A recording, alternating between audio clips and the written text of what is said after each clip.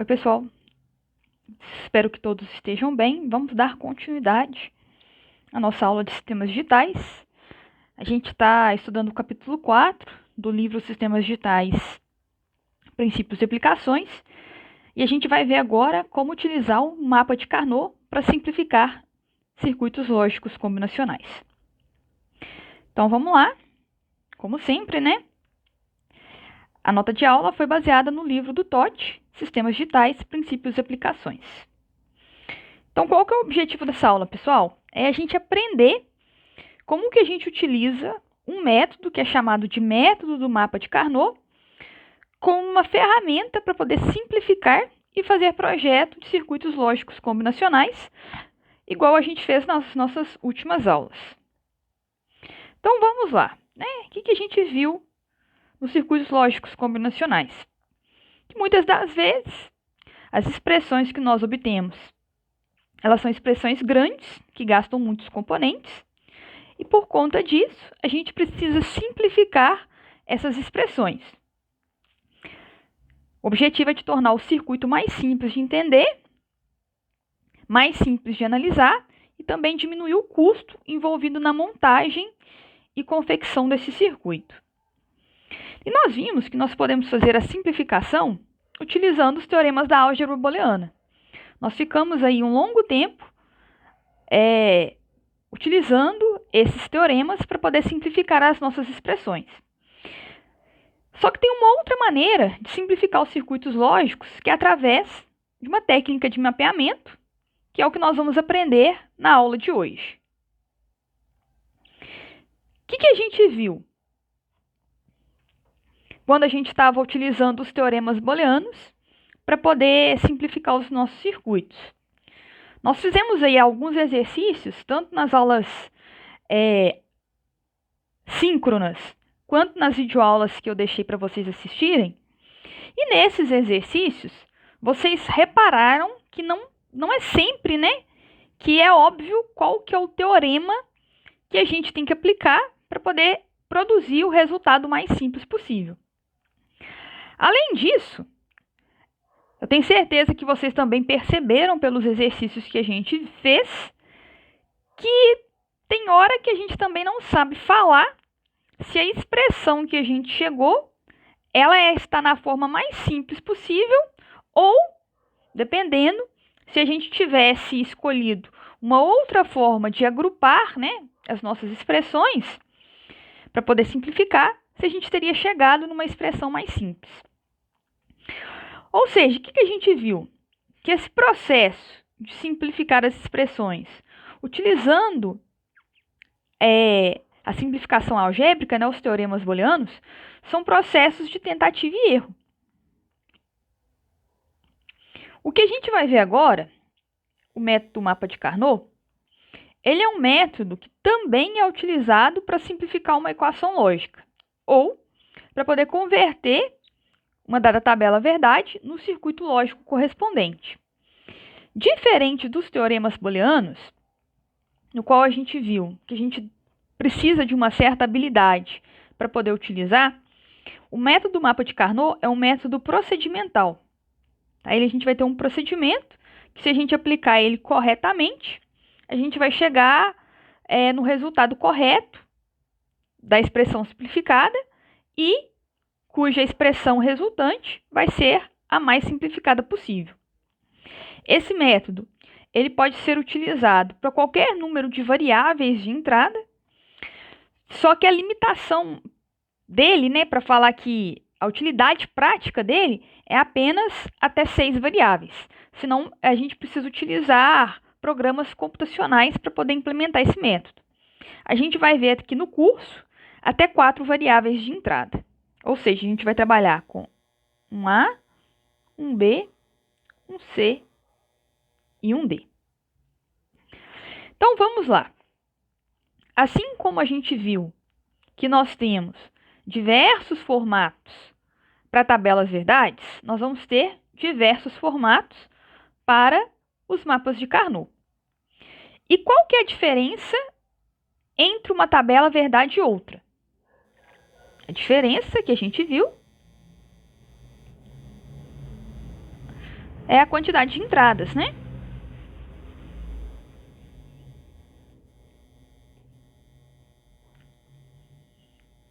Por quê? Por exemplo, se eu tenho duas entradas, uma tabela verdade com A e B, eu vou ter 4 linhas, né, ou 4 combinações possíveis. E se eu tiver uma tabela verdade com 3 entradas, eu vou ter 3 colunas de entradas, A, B e C, e 8 linhas de saída.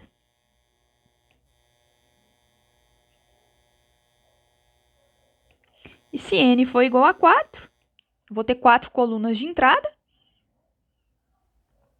E, portanto, eu vou ter 16 linhas de saída. Tá bom? A gente viu que, na verdade, o número de linhas é igual a 2 elevado a n, em que n é o número de entradas. Então, como a gente tem tabelas verdades com formatos diferentes, né, com quantidade de linhas diferentes, a gente também vai ter mapas de Carnot com quantidade de quadros diferentes. Por quê?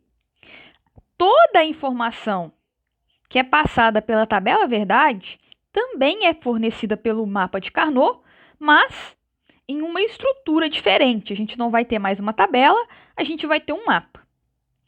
E no mapa de Carnot, cada quadrado do mapa tem relação com uma linha da tabela verdade, tá? Então aqui eu tenho a tabela verdade, que a gente já está acostumado a trabalhar, e aqui eu tenho o mapa. Vejam que é o seguinte, a minha primeira linha representa A barrado, B barrado. A segunda linha a gente sabe que representa A barrado B, a terceira AB barrado e a quarta AB. Essas mesmas linhas têm correspondência nos quadros do mapa de Carnot. Olha, linha, coluna. Então, esse quadro é A barrado, B barrado. Vou dar um zoom. O segundo quadro, linha A, coluna B. Depois, na segunda linha, linha A, coluna B barrado. E, por fim, linha A, coluna B. Ok? Só que o que acontece? O nome do quadro, ele já está escrito aí na vertical e na horizontal. E para saber o nome de cada quadro, a gente faz linha vezes coluna. E dentro do quadro, eu coloco o valor da saída. Então, vamos lá. Onde é A barrado, B barrado, a saída é 1. Onde é A barrado B, a saída é 0. Onde é AB barrado, a saída também é 0. E onde é AB, a saída é 1. Tá? Então, a mesma informação que tinha na tabela verdade está no mapa K, ou mapa de Carnot, só que escrito de uma forma diferente. Tá bom? A gente tem, nesse mapa, cada linha com um nome e cada coluna com um nome. E dentro do quadro, eu coloco a saída correspondente. Vamos mais um aqui. Vejam só, minha tabela verdade agora tem 3 entradas.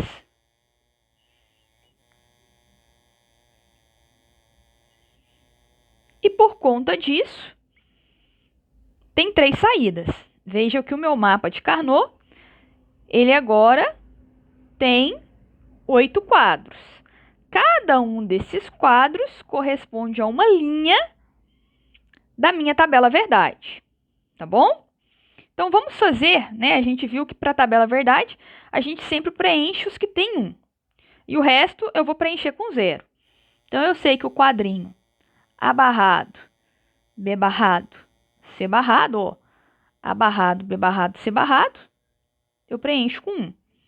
O quadrinho de baixo, na verdade a linha de baixo, A barrado, B barrado, C. Ó, A barrado, B barrado, C, eu também preencho com 1. Depois eu tenho A barrado, B, C barrado, que eu preencho com 1. Então, eu vou procurar esse quadrinho, ó. A barrado, B, C barrado. Depois eu tenho o quadrinho, tem que procurar o quadrinho AB, C barrado. Então, vai ser AB, coluna C barrado. O restante, eu sei que é 0. Tá bom? Então, eu preenchi o meu mapa K com as mesmas informações que estão contidas na tabela verdade.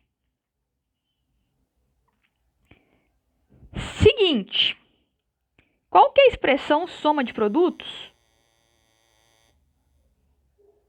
desse mapa de Carnot? A barrado, B barrado, C barrado, não é? Não é fazer uma OR de cada produto? OR, A barrado, B barrado, C, OR, A barrado, B barrado, não, A barrado, B, C barrado, OR, A, B, C barrado. Se eu quiser obter a expressão soma de produtos do mapa de Carnot, é a mesma história da tabela verdade. Eu faço uma OR de cada um dos quadrinhos cujo valor é igual a 1. Então, eu vou começar por esse quadro aqui. Aí seria A barrado, B barrado, C barrado. OR, o segundo quadrinho seria A barrado, B barrado, C. OR, o próximo quadrinho, A barrado, B, C barrado. OR, o quadrinho de baixo, A, B, C barrado. Vejam que as expressões são idênticas, tá bom? Então, da mesma forma como a gente consegue obter uma expressão soma de produtos da tabela verdade, a gente consegue obter do mapa de Carnot, tá? Vejam que até agora eu não falei de simplificação, tá bom? Só obtive a expressão soma de produtos. Depois, a gente vai ver como que a gente consegue agrupar os uns no mapa de Carnot para, do mapa, já obter a expressão simplificada. Só mais um aí, né, para a gente poder ver. Eu tenho uma tabela verdade agora com 4 entradas. A são as entradas A, B, C e D. Portanto, eu tenho 16 linhas na minha tabela verdade. O mapa de Carnot, portanto, também tem 16 quadrinhos, tá? São 4 linhas e 4 colunas, totalizando 16 quadrinhos. Então, vamos passar a mesma informação da tabela para o mapa. Esse cara aqui é A barrado, B barrado, C barrado, D. Então, vou procurar aqui, ó, A barrado, B barrado, C barrado, D, 1. O próximo, A barrado, B, C barrado, D. Então, eu vou A barrado, B, C barrado, D, 1. Depois, eu tenho AB, C barrado, D. Então, eu tenho AB, C barrado, D, com 1. E, por fim, eu tenho A, B, C, D. AB, C, D. Tá, pessoal? Se quiser, não precisa nem preencher o restante com 0. Tá bom? Pode deixar da forma o quadrinho vazio, que aí a gente vai saber que nesse quadrinho eu tenho são zeros. Tudo bem? Só uma coisinha que eu fiz errada aqui, ó. Esse rapaz aqui, ó. É AB, C barrado D tá certo. Então tem um carinha aqui que eu preenchi errado. Acho que foi esse aqui, ó. Vou fazer tudo de novo. Tem um desses que eu não preenchi certo, tá? Vamos começar de novo. A barrado, B barrado, C barrado. A barrado, B barrado, C barrado, D. Então eu tenho um aqui. Esse cara já foi. Depois eu tenho A barrado, B, C barrado, D. A barrado, B, C barrado, D. Esse um tá aqui. Já foi. Depois eu tenho AB, C barrado, D. AB, C barrado, D. Tenho um aqui. Ok? Depois eu tenho ABCD. Então eu acho que estava certo, viu, pessoal? Eu nem lembro o que eu apaguei, mas só para poder conferir aí o que a gente fez. Tá bom? Então lembrando que ou eu preencho o restante com zero, ou se eu quiser, eu posso deixar o quadrinho vazio, que eu vou saber que nesse quadrinho tem um zero. Fica como vocês preferirem. Pessoal, esse slide aqui é um slide um pouco grande. Eu sei que o pessoal não gosta muito de utilizar slides grandes, né, com muitos inscritos, mas eu acho importante, tá?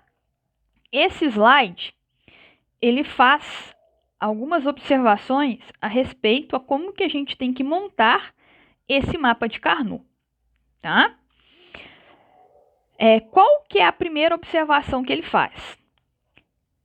A gente nomeou as linhas e as colunas do mapa de Carnot. Deixa eu colocar aqui, ó. As linhas, né? E aqui estão as colunas. A gente nomeou essas colunas de forma que, de um quadrado para o outro, a gente vai perceber na adjacência, tanto na horizontal quanto na vertical, que eles diferem de apenas uma variável. Por exemplo, o primeiro quadrinho, ele é A barrado, B barrado, C barrado, D barrado. O quadrinho do lado, ele é A barrado, B barrado, C barrado e D. Vejam que na horizontal, apenas uma variável mudou. Essa variável que muda, a gente fala que ela mudou de estado. Por quê? Porque o D barrado, a gente lembra lá da expressão soma de produtos, que quando a gente barrou uma variável, significa que ela era zero, né? Portanto, eu tinha antes D barrado igual a zero, e depois eu tenho D igual a 1. Tá? Desculpa, na verdade, antes eu tinha D igual a zero e depois eu tinha D igual a 1. Tá? Eu coloco o barrado, justamente para na hora de montar o produto, ele ficar como 1. Então, a gente fala que a variável D mudou de estado. Ela era 0 e depois ela passou para o estado 1. Se a gente for olhar na vertical, tem apenas uma mudança também. Ó. Tem o A barrado, B, C barrado, D barrado. Então, vejam que aqui agora o A manteve, A barrado nas duas linhas. O B mudou de estado, ele era 0 e depois ele passou para 1. O C continuou igual e o D também continuou igual. Então, vejam que tanto na horizontal quanto na vertical, um quadrinho que está adjacente ao outro, eu sempre vou ter apenas uma variável diferente em cada quadrinho. Além disso, uma outra coisa importante a ser considerada no mapa é que a gente imagina como esse mapa podendo ser dobrado. É como se essa linha estivesse coincidindo com a linha de baixo. Tá? É como se eu pegasse uma folha e dobrasse ela. E se a gente for olhar, veja que vai mudar apenas uma variável de estado também. Ó. Seria A barrado, B barrado, C barrado, D barrado. E aqui seria A, B barrado, C barrado, D barrado.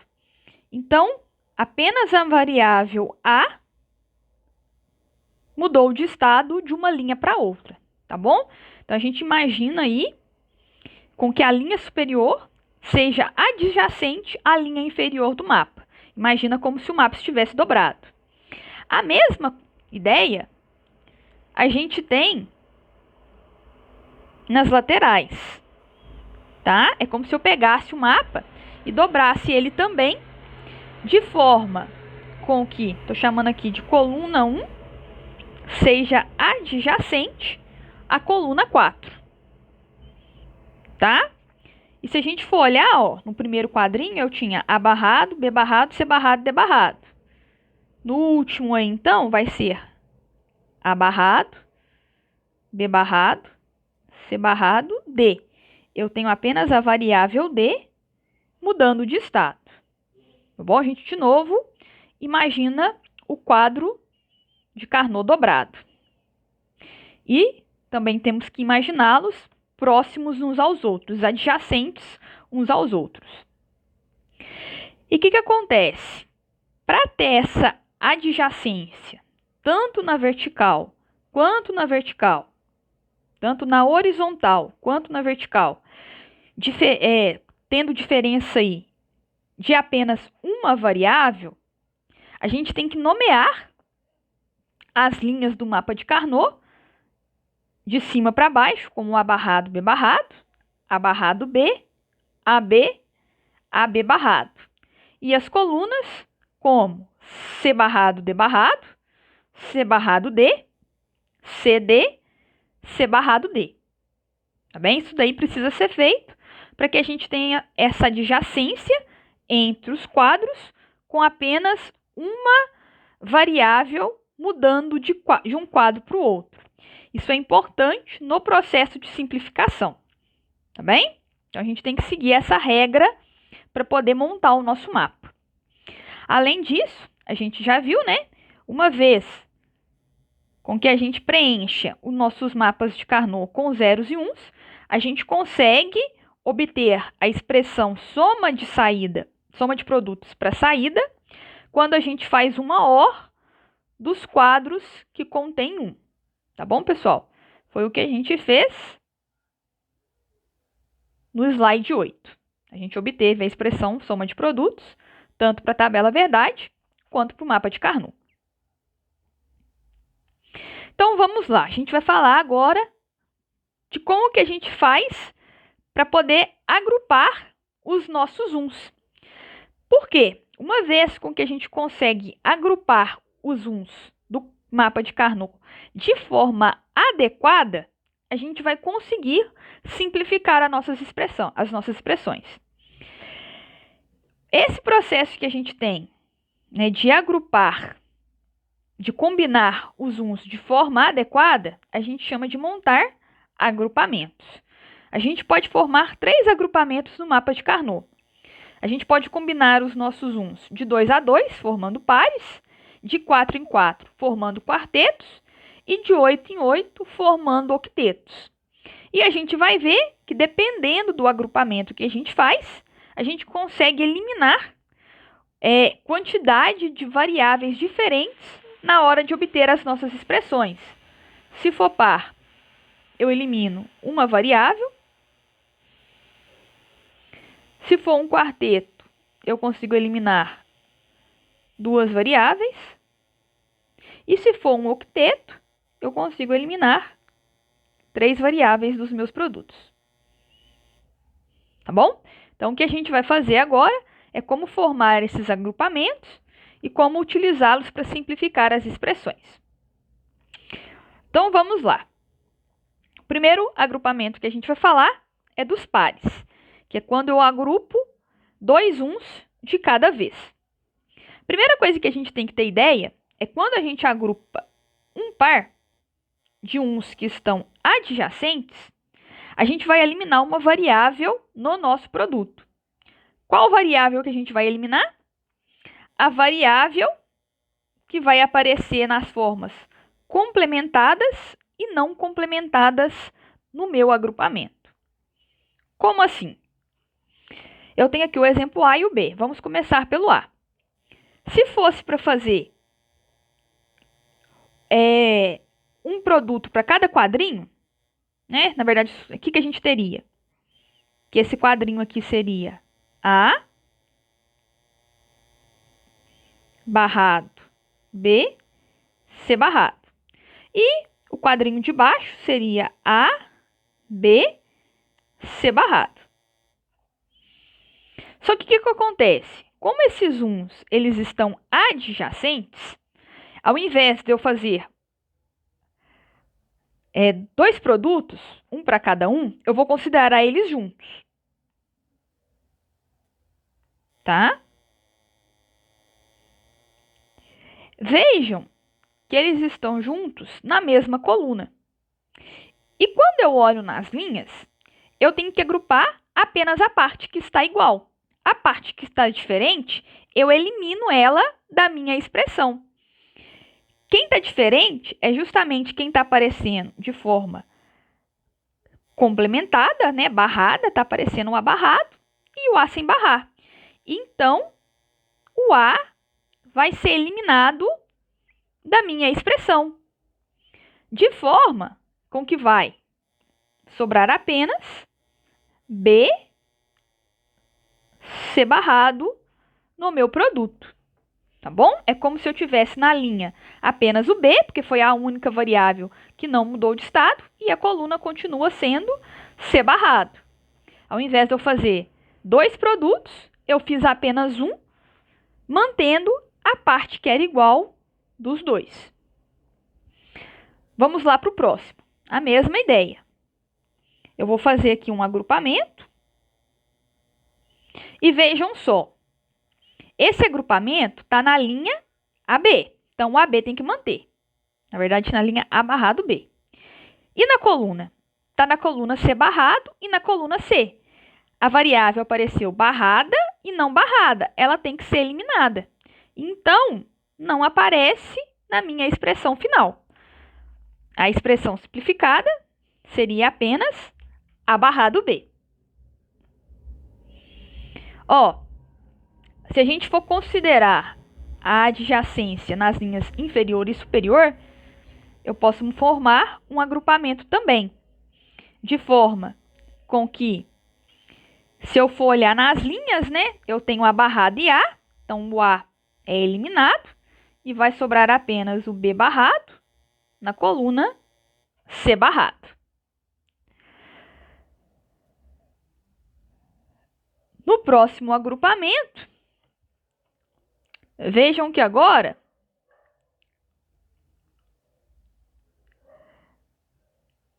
eu vou ter dois pares.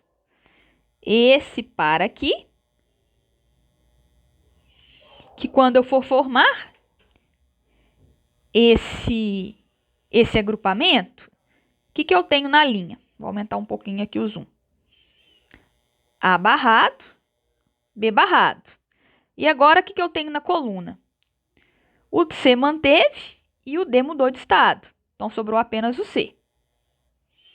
Só que a gente não tem que fazer uma OR de cada quadrinho que tem um, ou de cada agrupamento que contém um. Então, eu tenho que fazer uma OR e vejam que eu consigo formar mais um agrupamento com esses dois uns que estão aí nas laterais do meu mapa. Nesse agrupamento, eles estão na mesma linha. Então, vai manter o A, B barrado. E quem que eu vou pegar da coluna? Vejam que eu tenho C barrado, D barrado, C, D barrado. O C, ele variou, né? Ele apareceu como C barrado e como C. Então, ele é eliminado e sobra apenas o D barrado. Então, essa minha expressão, já simplificada, seria A barrado, B barrado, C, OR, A, B barrado, D barrado. Tá bem? Se eu não tivesse simplificado, vou colocar aqui, ó, sem simplificar, só de curiosidade. A expressão X seria, aí eu teria que pegar cada quadrinho que contém um. Começando pelo esse que eu acabei de marcar. A barrado, B barrado, CD, OR. O próximo. A barrado, B barrado, C, D barrado, OR.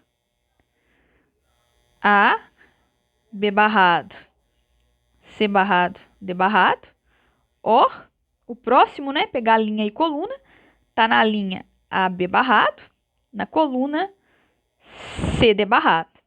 Então, vejam o tanto que simplificou a minha expressão quando eu fiz os agrupamentos corretos.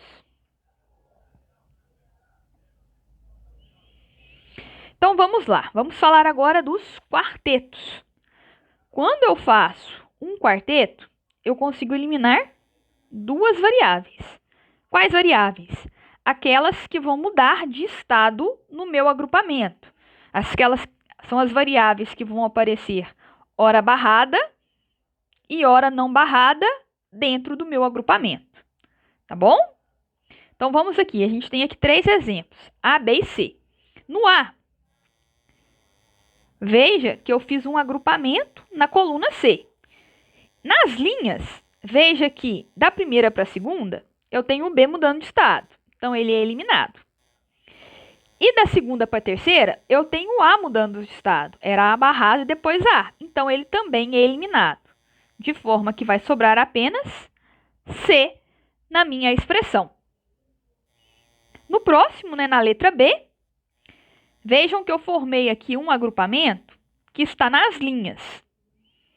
Então, na linha AB e na coluna, todo mundo mudou de estado. Ó. Eu tenho o C barrado e o C. O D barrado e o D. Portanto, os dois vão ser eliminados. A expressão vai ser apenas AB. Na C, vejam que eu fiz agora um agrupamento que está pegando 2 linhas e 2 colunas. E eu sempre faço linha vezes coluna no agrupamento. Eu vou fazer nas linhas A barrado B e AB. Nessas 2 linhas, o A apareceu barrado e não barrado. Então, ele é eliminado. Sobra apenas o B. Então, eu faço linha end o que está na coluna. Nas colunas, eu tenho C barrado e C. Ele mudou de estado, sobrou apenas o D. Portanto, essa expressão é B, D.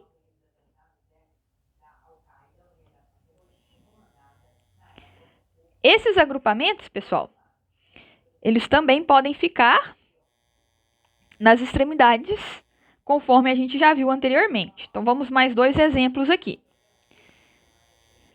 Se a gente fizer esse agrupamento conforme eu acabei de marcar, vai sobrar nas linhas, B não, né? A. E nas colunas, vai sobrar D barrado. O próximo, se eu fizer um agrupamento nos 4 cantos, porque aí a gente lembra que o mapa de Carnot pode ser dobrado, então eu vou fazer esse agrupamento escanteado. Então, nas linhas, eu tenho A barrado e A. Então, vai sobrar apenas o B barrado. End o que está na coluna. Na coluna, eu tenho C barrado e C. Mudou de estado.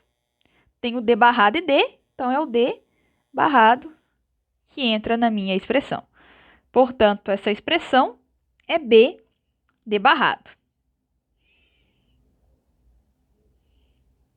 Então, pessoal, para finalizar aí, ó, para não ficar muito longo o vídeo, vamos falar dos octetos. Quando eu faço um octeto, significa que eu vou agrupar 8 uns. Quando eu faço isso, eu consigo eliminar na minha expressão, né, no meu produto, ou na minha end, 3 variáveis. Quais são essas variáveis?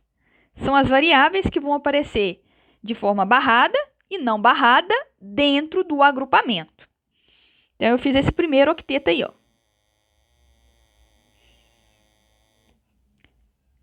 Se a gente for reparar, como eu tenho 4 variáveis, eu teria um produto, que seria, de forma geral, né, um A, B, C, D.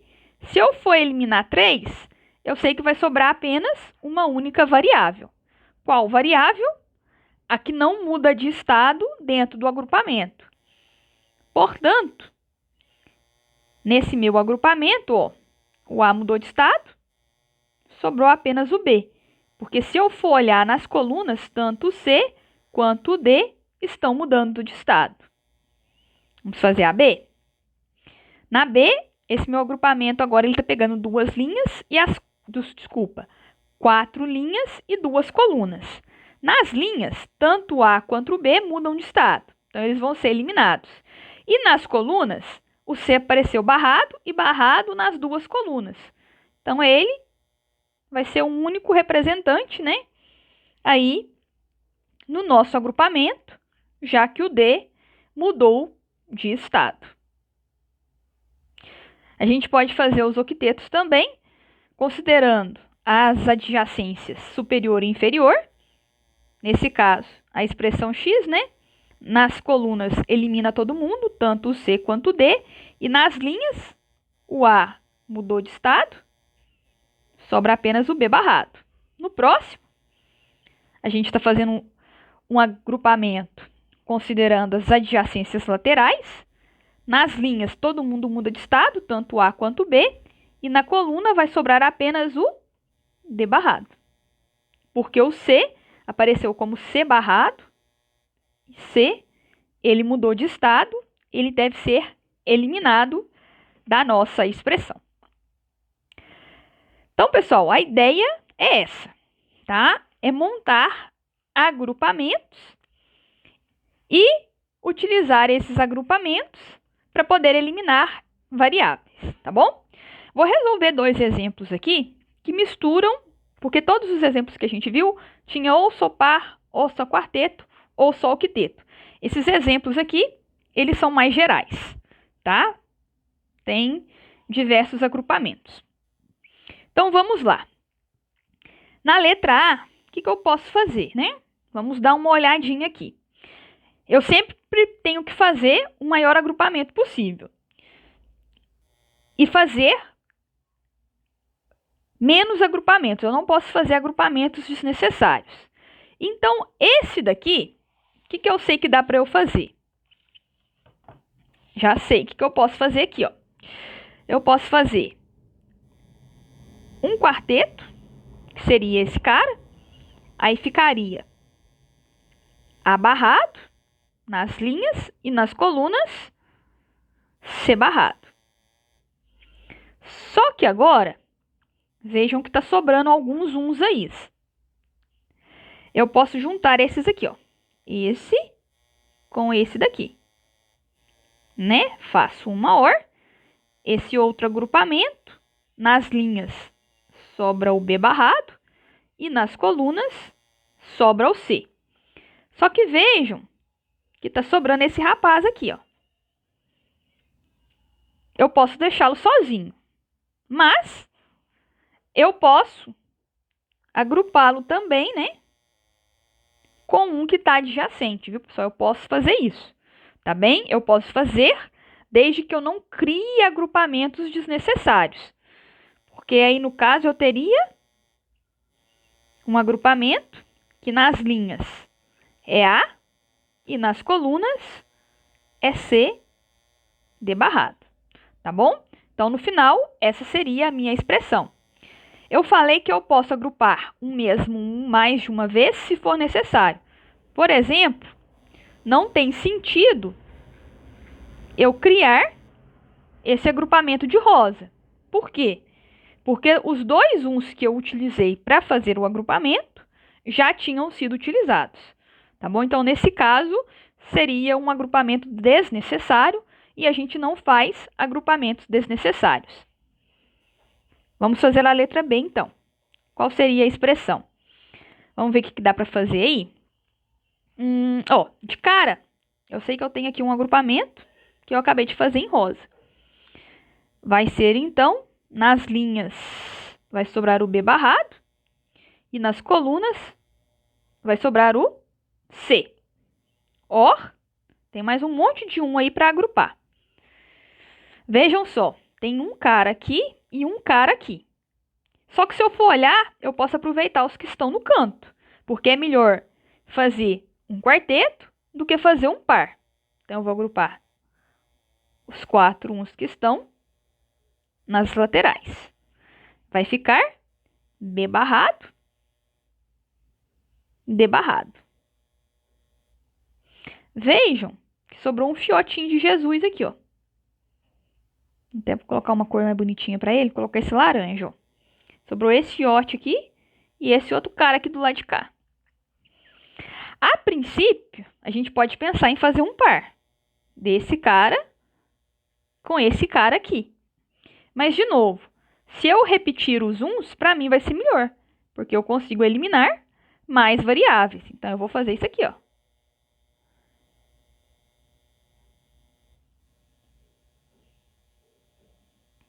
Tá? Por quê? Porque aí eu vou fazer um produto no qual eu vou eliminar 2 variáveis. Vai sobrar, então, apenas nas linhas o A barrado e nas colunas o D barrado. Tá bom, pessoal? Vou parar por aqui. Muito obrigado, tá? Dúvidas, envie e-mail.